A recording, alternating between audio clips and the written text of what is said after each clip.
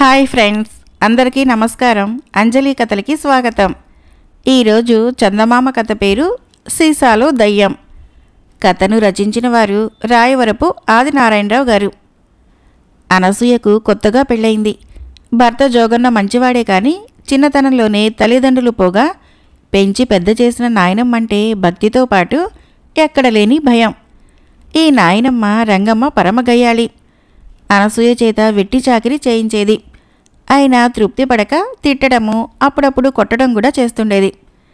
రంగమ్మ పెట్టే బాధలు భరించలేక అనసూయ ఒకరోజు రాత్రిపూట ఆత్మహత్య చేసుకుందామని ఊరి చివర మర్రి చెట్టు వద్దకు వెళ్ళింది.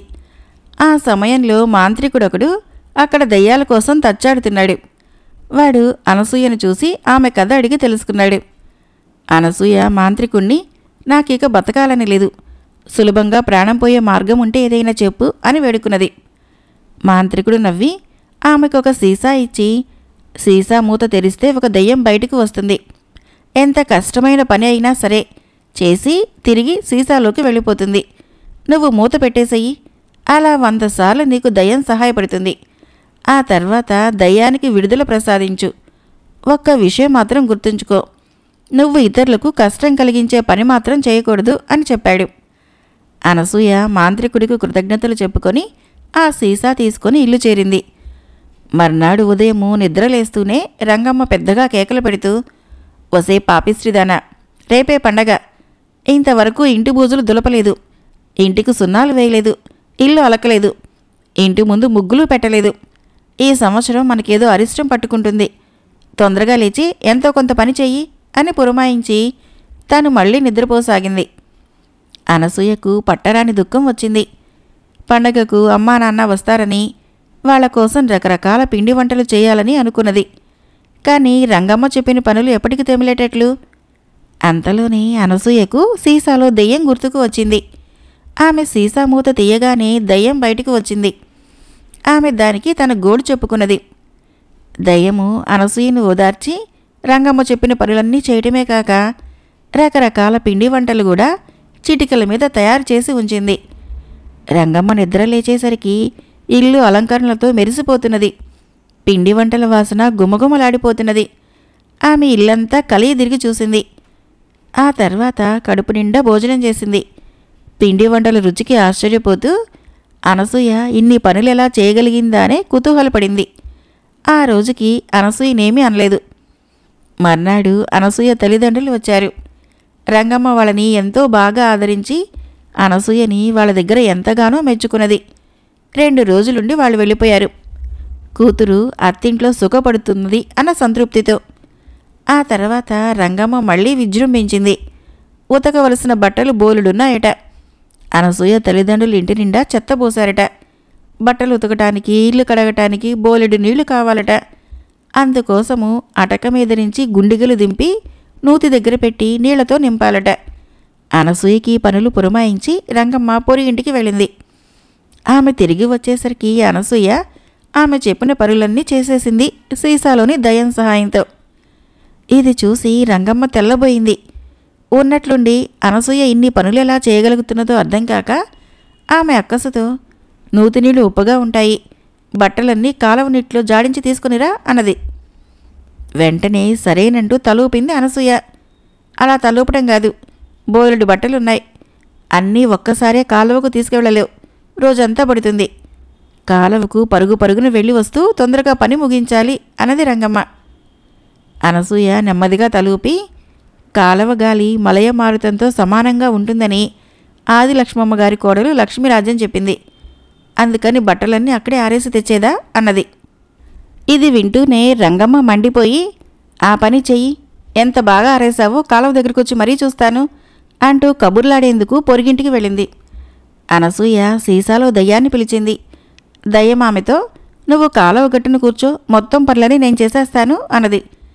సరేనని అనసూయ సంతోషంగా కాలువ దగ్గరికి వెళ్ళింది.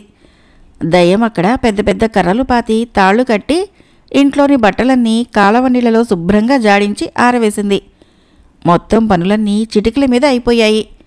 కొంతసేపటికి రంగమ్మ కాలువ దగ్గరికి వచ్చి తాళ్లకు వేలాడుతున్న బట్టల్ని చూసి ముక్కున వేలేసుకున్నది. కానీ ఆమె అనసూయను మెచ్చుకోలేదు. ఆమె దగ్గర మాయలేవో ఉన్నాయని, అందువలనే ఎంత కష్టమైన పనులైనా చేయగలుగుతున్నదని అనుకున్నది. అయితే అన్ని మాయలుండి అనసూయ తనకు అణిగిమణిగి ఉంటున్నది కాబట్టి ఆ శక్తులకు తాను భయపడనవసరం లేదు అనుకున్నది. అప్పటి నుంచి రంగమ్మ అసాధ్యమైన పనులన్నీ అనసూయకు చెప్పి చేయించుకుంటూ తను ఎంతో సుఖపడసాగింది. అలా 2 నెలలు గడిచేసరికి అనసూయకు సాయపడే సీసాలో దయ్యమో 98 సార్లు బయటికి వచ్చింది. ఇక 2 సార్లు తనకు సాయపడి తన దాన్ని తాను వెళ్ళిపోతుంది. ఆ తర్వాత తన కష్టాలు మళ్ళీ మొదలు. ఇలా ఆలోచిస్తూ దుఃఖంతో అనసూయ గదిలో ఒక మూల కూర్చున్నది.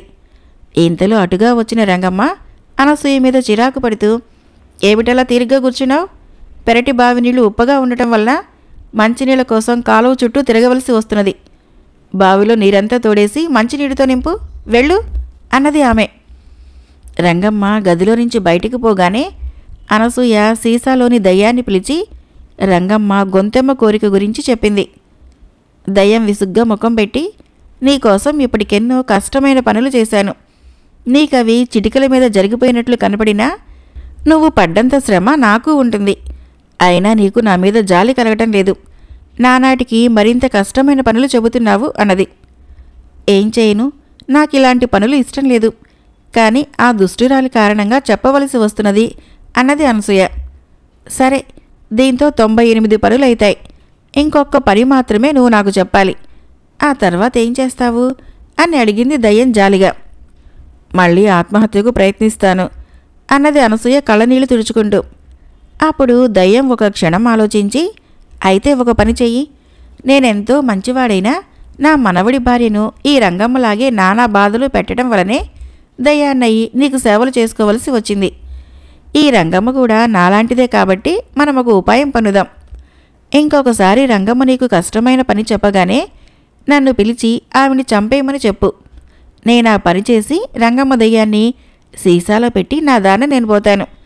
ఆ తర్వాత ఆ దయ్యం చేత నీ కసితీరా పనులన్నీ చేయించుకోవచ్చు అని చెప్పి క్షణాల మీద నూతిలోని నీటిని మంచినీళ్ళగా మార్చి సీసాలోకి వెళ్ళిపోయింది దయ్యం.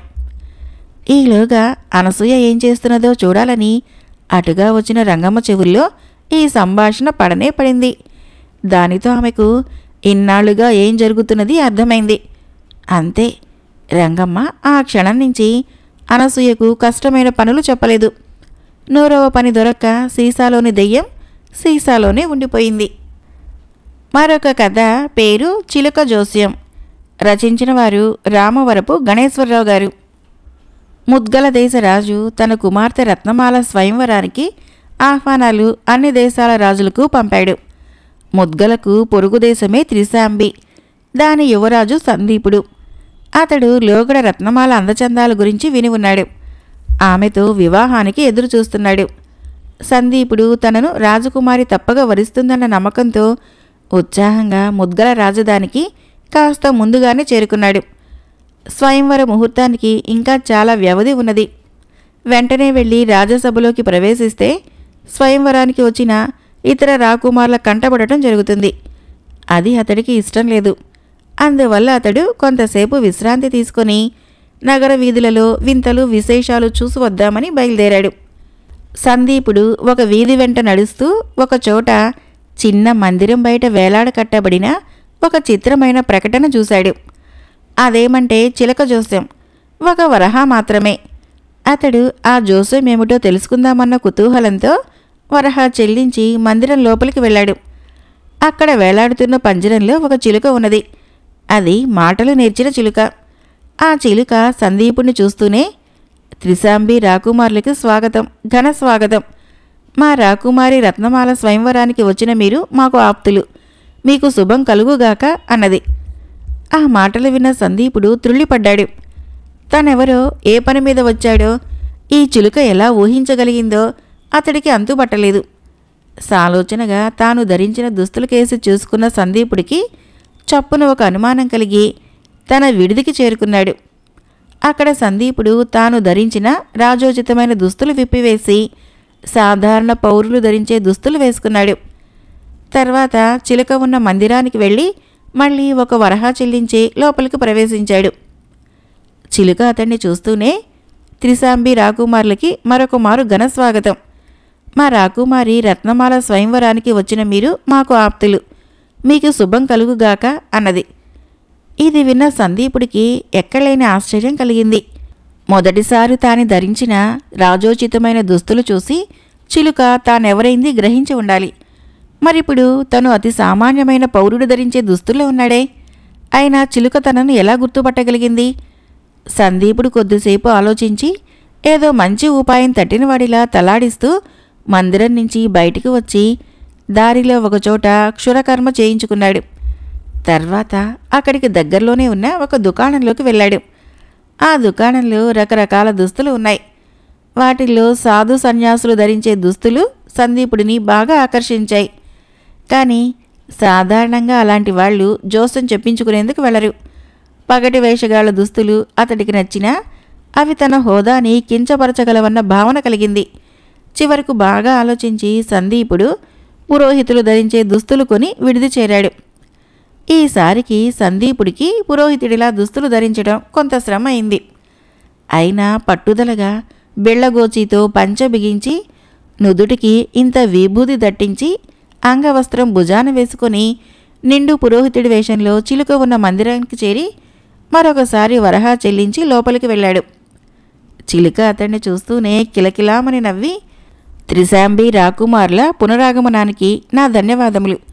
మా రాకుమారి రత్నమాల స్వయంవరానికి మీరు ఎంతో దూరం నుంచి ఎన్నో ప్రయాసలు కోర్చి వచ్చారు. కానీ ఆ స్వయంవర ముహూర్తము ఇంతకు ముందే ముగిసిపోయింది. మా రాకుమారి విశాఖ రాకుమారుడి మెడలో వరమాల వేసి అతన్ని వరించింది. వచ్చిన పని మరిచి లేనిపోని కుతూహలం కొద్దీ నా దగ్గరకు వచ్చి అనవసర కాలయాపనతో అవకాశాన్ని చేజేతులా జారవిడుచుకున్న వారిలో మీరు 6వ వారు. వారితో పాటు మీకు నా హృదయపూర్వక సానుభూతి. అంతేకాక నా జోస్యం కోసం 3 సార్లు వచ్చినందుకు కృతజ్ఞతలు అంటూ రెక్కల్ని టపటపలాడించింది. ఆ మాటలతో సందీపుడికి తానెంత తెలివిమాలిన పనిచేసింది అర్థమైంది. తన రాజ్యం నుంచి పనిగట్టుకొని వచ్చి రాకుమారి స్వయంవరానికి వెళ్ళకపోవటమే కాక చిలుక జోస్యం పరీక్షించేందుకు రకరకాల వేషాలు వేశాడని నలుగురికి తెలిస్తే తను నవ్వుల పాలు కాక తప్పదు. సందీపుడు ఇలా ఆలోచిస్తూ పుట్టెడి దిగులుతో విడిది చేరి చుట్టుపక్కల ఎవరికీ చెప్పకుండా రహస్యంగా తన రాజధానికి బయలుదేరాడు. మరొక కథ పేరు పేద పెళ్లి కొడుకు. ఇది 25 ఏళ్ల నాటి చందమామ కథ. పూర్వము ఒక దూరదేశంలో ఒక చిన్న రాజు ఉండేవాడు. ఆయన అంతగా కలవాడు కాదు. ఆయనకు గుణమణి అని ఒక అందమైన కుమార్తె ఉండేది. తన స్థితిలో తానే ఆమెకు గొప్ప సంబంధం తీసుకురాలేక ఆయన ఆమెకు స్వయంవరం జరప నిశ్చయించాడు. స్వయంవరం ప్రకటించినప్పుడు కన్యను పెళ్లాడగోరిన వారంతా వచ్చి ఆమెకు తమ తమ తాహతులను బట్టి బహుమానాలిస్తారు. అలా వచ్చిన వారిలో తనకు నచ్చిన వాణ్ణి కన్య వివాహమాడుతుంది. గుణమణిని పెళ్లాడటానికి వచ్చిన రాజకుమారులందరిలోకి ఆర్భాటంగా వచ్చినవాడు భద్రుడు అనేవాడు. అతని తండ్రి పేరు దుర్జయుడు. ఆయన చాలా భయంకరుడు, క్రూరుడు. కేవలం దుర్మార్గంతో ఆయన చాలామంది రాజులకు అశాంతి కలిగించాడు. దుర్జయుడు బాధపడలేక ఒకప్పుడు 10 మంది రాజులు ఒకచోట సమావేశమై అతనిపైన దండెత్తడానికి నిశ్చయించుకున్నారు. వారు సమావేశం నుంచి వెళ్ళిపోతూ ఉండగా దుర్జయుడు దారి కాచి వారిలో 5గురిని బందీలుగా పట్టుకొని ఎంతో ధనము వారి వద్ద నుంచి తీసుకొని వదిలేశాడు. గుణమణి స్వయంవరానికి భద్రుడు వచ్చి రాజద్వారం చేరిన సమయాన్నే వీరుడు అనే మరొకడు కూడా చేరాడు. ఇతను ఒక ముసలి గుర్రాన్ని ఎక్కి సొట్టలు పడి మాట్లు వేసిన కవచం ధరించి అతి పేదవాడిలాగా ఉన్నాడు. దుర్జయుడికి చిక్కి తమకు గల ధనాన్నంతటినీ దారపోసి ప్రాణాలతో బయటపడిన 5గురు రాజులలో వీరుడు తండ్రి కూడా ఒకడు. అందుచేతనే వీరుడింత పేదగా ఉండటం జరిగింది. భద్రుడు వీరుడికేసి అతని ముసలి గుర్రం కేసి నిరసనగా చూసి అతన్ని తోసుకుంటూ తన గుర్రాన్ని రాజద్వారం గుండా ముందుకు ఆదలించాడు. వీరుడు అతన్ని ముందుకు వెళ్ళనిచ్చి, రాజులు వచ్చేటప్పుడు నౌకర్లే ముందు నడుస్తారు అన్నాడు. భద్రుడికి మండిపోయింది. అవకాశం చూసి తన ప్రతాపం చూపుదామనుకున్నాడు. స్వయంవరంలో మొదటిది రాజకుమారుల బలపరాక్రమ ప్రదర్శనం. ఒక మైదానంలో ఈ ప్రదర్శనం ఏర్పాటు చేయబడింది. ప్రదర్శనాన్ని చూడటానికి రాజకుటుంబము వారితో పాటు గుణమణి కూడా వచ్చింది. రాజకుమారులందరిలోకి భద్రుడు చుక్కల్లో చంద్రుడిలాగా ప్రకాశిస్తున్నాడు. అన్ని రకాల పోటీల్లోనూ అతడిదే పైచేయిగా ఉంది. కానీ వీరుడు తక్కువ తిన్నవాడు కాదు. ద్వంద్వ యుద్ధాలలో భద్రుడిని ఓడించిన వారికన్నా ఎక్కువ మందినే వీరుడు ఓడించాడు. అయితే భద్రుడికి వీరుడికి ద్వంద్వ యుద్ధం జరిగినప్పుడు మాత్రము వీరుడు ఓడిపోయాడు. అందులో ఆశ్చర్యం లేదు. భద్రుడి వెంట చాలా గుర్రాలున్నాయి. ఒక్కొక్కరితోనూ యుద్ధం చేయటానికి అతను ఒక్కొక్క గుర్రం ఎక్కాడు. వీరుడు గుర్రము అనేక యుద్ధాలు చేసి అలసిపోయి ఉన్నది. అందుచేత వీరుడు భద్రుడి మీద ఓడాడు. సూర్యాస్తమయం కాగానే అతిథులందరూ దర్బారు భవనంలో సమావేశమైనారు. ఒక్కొక్కరే గుణమణి దగ్గరికి వచ్చి తాము తెచ్చిన కట్నాలు ఆమెకు సమర్పించారు. ఎంతో విలువైన కట్నాలు తెచ్చిన రాజకుమారులెందరో ఉన్నారు. అయినా భద్రుడు తెచ్చిన కట్నాల ముందు ఇవేమీ రాణించలేదు. అందరికన్నా ఆఖరుకు వచ్చినవాడు వీరుడు. అతడు తన కత్తిని తీసి గుణమణి ముందు పెట్టి, నేను పేదవాణ్ణి, నాకున్న అమూల్యమైన వస్తువు ఇదొక్కటే అన్నాడు. దాని గొప్ప మాత్రం ఏముంది? ఇంతకుముందు అది నిన్ను ఓడనివ్వలేదా అని భద్రుడు ఎత్తిపొడిచాడు.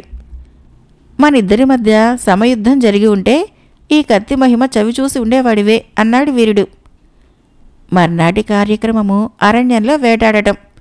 అతిథులందరూ తమ తమ గుర్రాలెక్కి వేటకు బయలుదేరారు.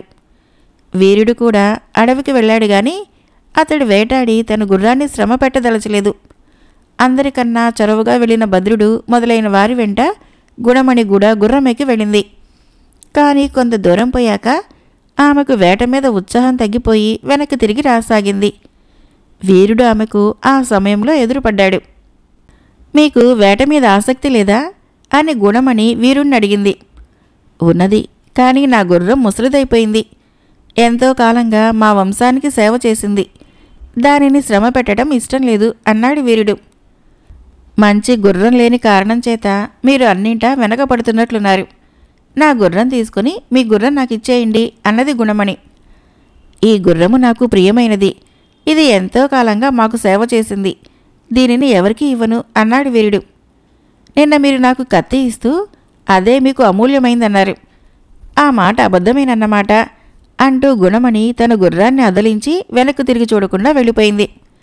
అక్కడితో స్వయంవరం కార్యక్రమం ముగిసింది. గుణమణి తన నిర్ణయాన్ని మరొక నెలకు ప్రకటిస్తుంది. అతిథులందరూ బయలుదేరి వెళ్ళిపోసాగారు. వీరుడికి తప్ప మిగతా అందరికీ గుణమణి వీడ్కోలు చెప్పింది. వీరుడికేసి ఆమె చూడనైనా లేదు. ఇందుకతను చాలా చింతించాడు. అతను రాజనగరు దాటి కొంత దూరం వచ్చేసరికి ఒక గొర్రెల కాపరి కుర్రవాడు కనిపించాడు. వీరుడు ఆ కుర్రవాణ్ణి పిలిచి, నువ్విప్పుడు చూసే విషయము మీ రాజకుమార్తెకు తెలియచెయ్యి అంటూ గుర్రం దిగి తన కత్తి తీసి దానితో గుర్రాన్ని చంపి, గుణమతి కోసం నిన్ను బలి చేశాను అని చచ్చిన గుర్రంతో అని తన దారి తాను వెళ్ళిపోయాడు. ఇది జరిగిన వారం రోజులకి వీరుడి ఇంటి బయట ఒక మేలుజాతి గుర్రం కట్టబడి ఉంది. దాని మెడలో ఒక బిళ్ళపైన ప్రత్యక్షమైన తేడాలు సరిచేయవచ్చు అని రాసి ఉంది.